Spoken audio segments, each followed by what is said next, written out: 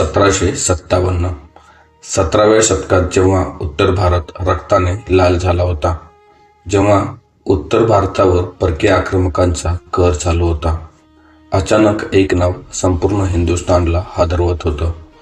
एक नाव लोकांच्या मनात भीती निर्माण करत होतं. अहमद शाह अब्दाली. त्याचं सैन्य 40 ते 70 हजार, घोडदळ, तोफा, तलवारी, जिथे जात होते तिथे फक्त विध्वंस करत होते. अब्दाली निर्दयी, क्रूर आणि लुटारू शासक होता. त्याच्या सैन्याने अनेक शहरं उद्ध्वस्त केली, मंदिरे लुटली आणि लोकांमध्ये भीती पसरवली. अब्दालीने मथुरा आणि वृंदावनवर आक्रमण केले. निरपराध लोकांची कत्तल सुरू झाली. सगळीकडे रक्त, आक्रोश आणि भीतीचं वातावरण. पण या भीतीच्या सावटाखाली एक शक्ती तयार होत होती, नागा साधू. हे साधू फक्त ध्यान करणारे नव्हते, ते होते भयंकर योद्धे. अंगावर भस्म, हातात त्रिशूळ आणि डोळ्यात ज्वाला.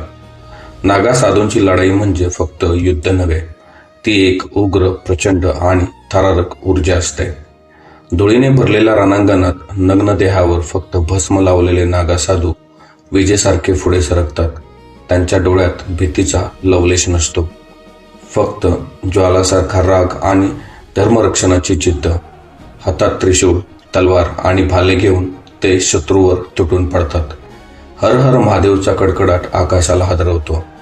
तो आवाज ऐकून शत्रूंच्या छातीत धडकी भरते. नागा साधूंची चाल ही वेगळी. ना ढाल, ना कवच, फक्त निर्भयता आणि मृत्यूशी खेळण्याची तयारी.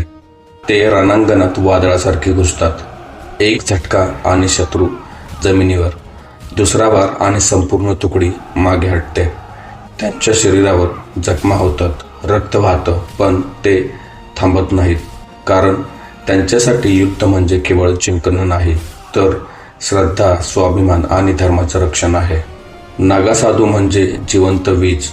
जेव्हा ते लढायला उभे राहतात तेव्हा रणांगण स्वतःच थरथर कापतं. अब्दालीच्या सैन्यासमोर या साधूंची संख्या कमी, कदाचित 5 ते 10 हजार, पण जिद्द असीम. अब्दालीचं विशाल सैन्य आणि समोर उभे अर्धनग्न भस्म लावलेले योद्धे, हातात त्रिशूळ, डोळ्यात ज्वाला, एकच नारा, हर हर महादेव.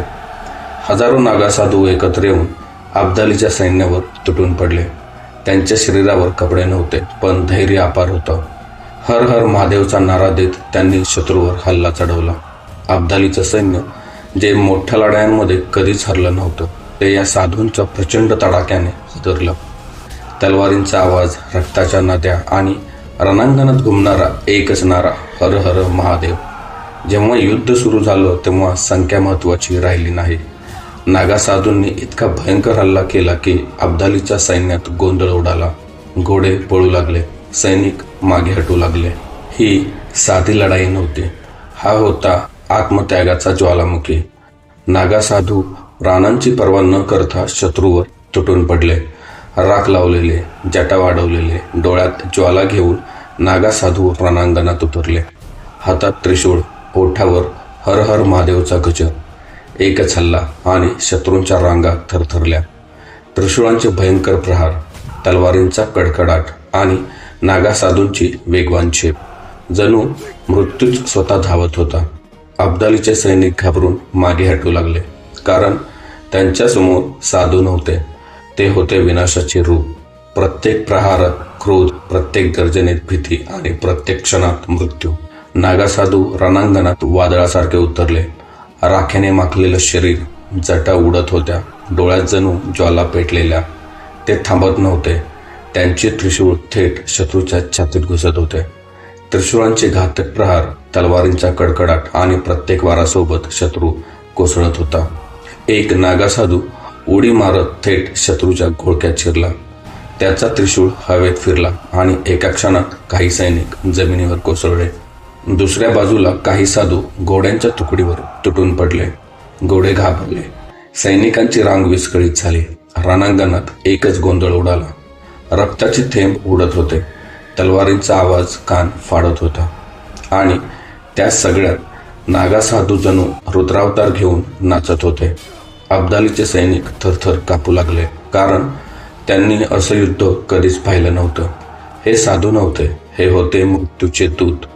एक एक करत शत्रू मागे हटू लागले, पण नागासाधू थांबणारे नव्हते.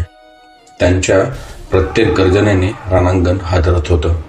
त्या दिवशी सूर्यही जणू थांबून पाहत होता, कारण पृथ्वीवर एक प्रलय घडत होता. नागासाधूंनी इतका भयंकर रुद्रावतार धारण केला की अब्दालीलाही मागे हटावं लागलं. ही फक्त एक लढाई नव्हती, हा होता धर्म, श्रद्धा आणि मातृभूमीच्या रक्षणासाठी दिलेलं बलिदान.